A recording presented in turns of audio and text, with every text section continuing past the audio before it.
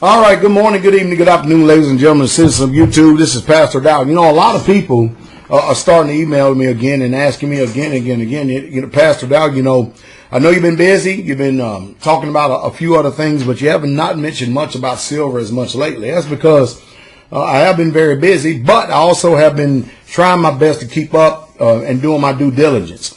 I also have a right-hand man by the name of J. Snip 4 who also keeps me up to date with what's going on in the market whenever I get a little bit too busy, that I'm actually away from it. But I'm really not too far away from it, as it may seem. I'm still, do my best to keep myself informed. And I only pray when I come on here to do videos that I am able to articulate my sentiment and my thoughts to you as opposed to, what's transpiring and taking place here in this market. I will tell you this, that the fundamentals are still the same. Nothing has never changed.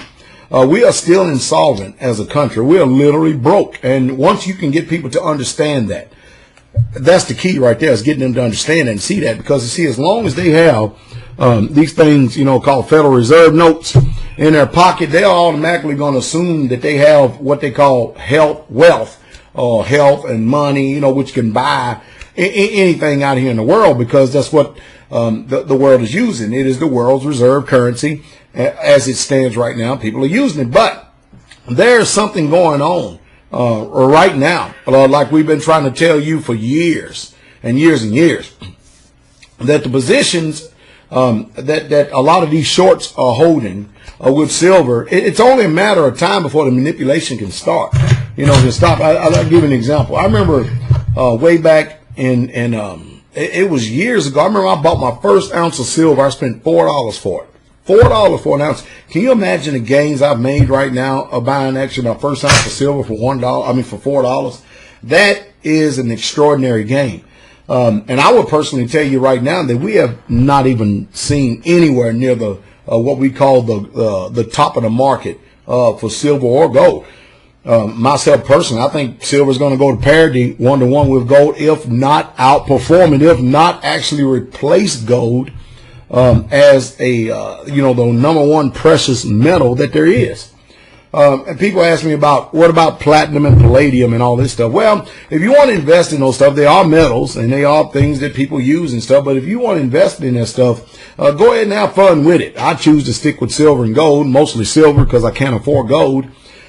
Because, platinum and palladium has never been used as money. It just never has, but silver always has. That's the reason why silver is, getting hit harder than anything. And not only that, since I'm a preacher, I'm a pastor, and I'm a student of the book, silver's always been money. For 6,000 years, it's been nothing but money, regardless of what empires have came and gone. Gold is hoarded in the time we're living in, and silver is used as an industrial metal. And there's just nothing new under the sun about it. As a matter of fact, most people don't understand the actual uses of silver and what it does. But I actually have a little small choppy video right here I'd like to show you here just for a moment. Include this, and then I'll come back home in a second. Just watch this just for a quick second. It's a little choppy, but it's okay. Let's go over here, and I brought along a little chart, a little pie chart. This shows how silver is used, the demand for silver. 35% industrial. You got some photography, which is declining, jewelry, silverware, coin, and then ETFs at 55%. Now, that's not that interesting. What is interesting is if you look at what the total is, it's 127%. In other words, there's 27% more demand than there is supply of silver, or a third of the silver market. That is exactly what the Hunt brothers were able to do. They bought about a third of the outstanding silver market. So if we look at our chart here, this is silver from the 1970s. This is spot silver, 1970s to present. During the 70s to the Hunt brother peak, silver went up 3,500%. If we take that same math and saying that 30% of the silver market is a shortage, and we go from the mid-2000s to, and we say 3,500%, you get a silver price of $130. I don't know if it goes there, but I know at $30, this trade isn't over yet. And of course, if you can't understand exactly what the guy just got finished saying there on Fast Money, you're blind in one eye and can't see out the other. And that's none of my business. I can't do nothing about it. I've learned over the years that when unbelief is so prevalent in the minds and hearts of people, and when they're exercising, just so much dissidents nowadays and enormously biased. That's what I like to call it more than anything. You can't do nothing about that kind of mind. I remember some years ago, I talked to this pastor friend of mine. He used to be a pastor friend of mine down in North Carolina. And I admonished him, well, when silver was at $15 an ounce, it was trading, it was a little bit lower than that spot price, but, over spot, it was going about $15 an ounce. I said, let me tell you something. The best advice I could give you right now, you're already a man of the book, but the best advice I can give you is just start investing in these things. Of course, when you got bills to pay and things that you can't see that stuff, you don't see it. But what if he would have took my advice right now? You know how many bills he could have actually been paid off if he would have took my advice, and he could have been able to, right now, to get $32 for this little 1 ounce of silver. Hey, and this year we're probably staring at $70 an ounce. I said probably. I didn't make no predictions. I didn't set no dates, no times. But there's an undercurrent going on in the underworld of silver, and all my sources are starting to tell me to keep your eye on June. Keep your eye on the month of June 2012. Well, I buy, squat, hold, and do it for the long term, like I tell you. And hey, you can't go wrong. These things right here, these little mercury dimes right here, these mercury dimes, you can't go wrong with them, especially quarters. Here's a silver quarter pre-1964, 1961 quarter right here. I mean, I got all kind of silver. I have a Walking Liberty right here from 1943. I have this this lady right here from 1897. Because I believe silver is silver. I got a quarter right here from 1926. I flashed that a little too fast. But see, this is some old silver I got right here. And then I have a 1964 Kennedy. I have a Ron Paul right here, 1 ounce custom silver.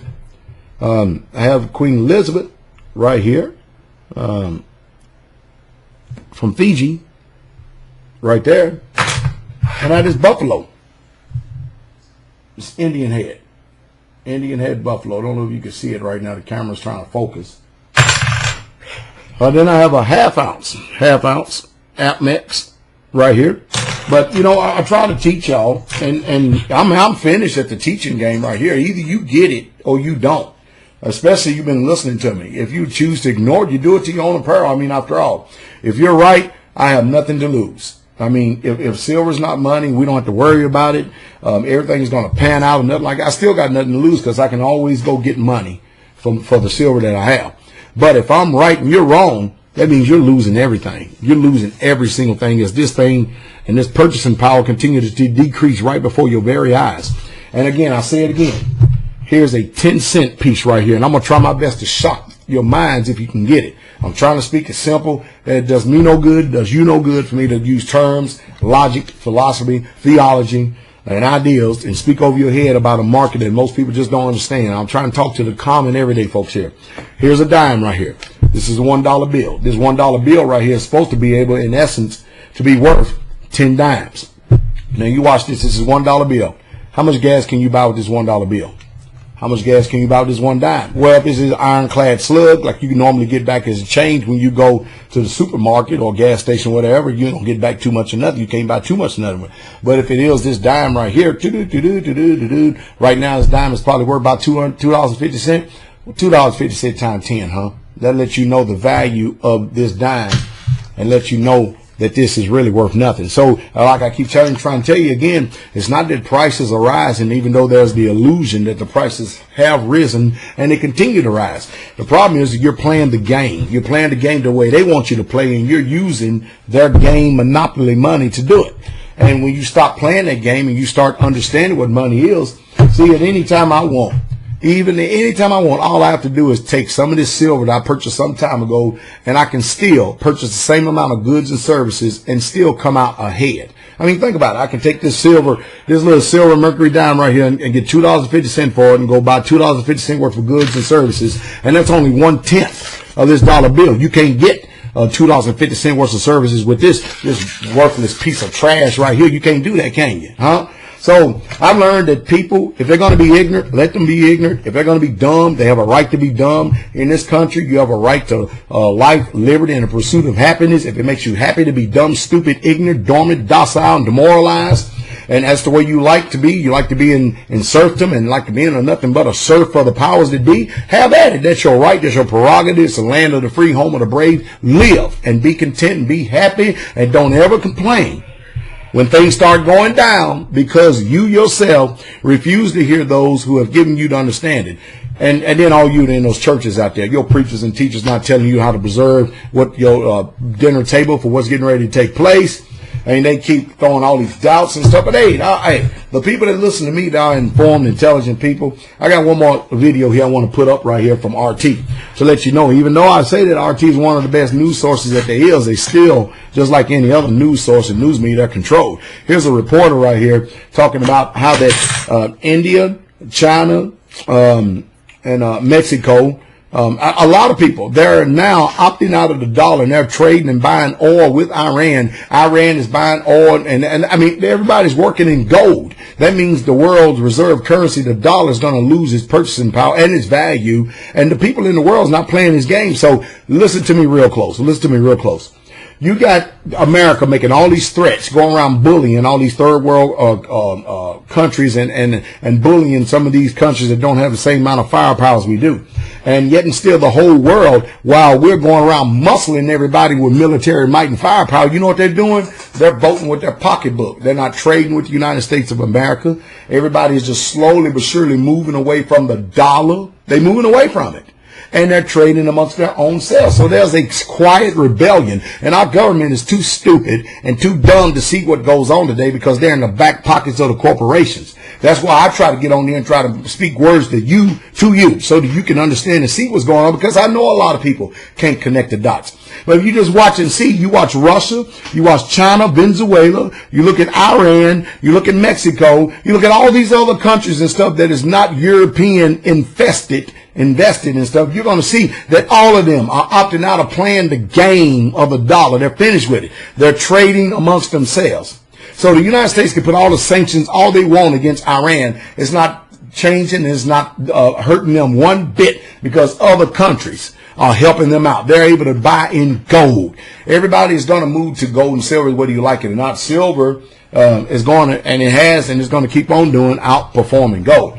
I said just about all I can say. All I do is just basically keep on echoing the same thing I've always said before. And I'll say it again. Cash is trash. And it always has been. Hallelujah. And that's the truth. And that's the truth straight away. Check out this reporter right here that made this statement. And then all of a sudden they lost feed with modern day technology. It's like when they make a statement about Ron Paul and stuff and he says something, or they interview a soldier that tells the truth about the elections or something, all of a sudden, these people with all these high-powered satellites and everything else, all of a sudden they lose feed, and you Americans don't have a clue to what's going on. Shame, isn't it? Another interesting thing to note here is that if Beijing and New Delhi continue to trade with Iran with gold, it's actually going to increase the value of gold and decrease the value of the U.S. dollar as the global reserve currency. And as I've said before, enough talk has already been done. It's been time for action. Those of us who understand, who read, who understand, who get it, who have a spirit of discernment, we know exactly what we're doing. There's always going to be your dissenters, people who always go the opposite way anytime you come to truth. Remember, I told you, there's three aspects that I've seen people, myself personally, in life and what they deal with. I met some people in life that have been warriors, and I mean warriors, whether it be in sports, the financial industry, the field or trade of their expertise, no matter whatever it is, and succeed and do very, very well in it. As a matter of fact, they went on, some of them become great authors, entrepreneurs, and been able to teach others what they've learned in those arenas. Those are respective or expected arenas of what you call expertise. But when it comes down to this mind right here and this heart and living this life, I've seen those same people can't cope with life. Look what happened to Junior Seau. I mean, a Titanic, a warrior on the field. A few years later, this mind right here. So I've seen people do that. But then I sit there and watch people when it comes time to face the facts, to face the truth, and last but not least, face yourself. I seen them same people who are tenacious and who was warriors be nothing but cowards in life.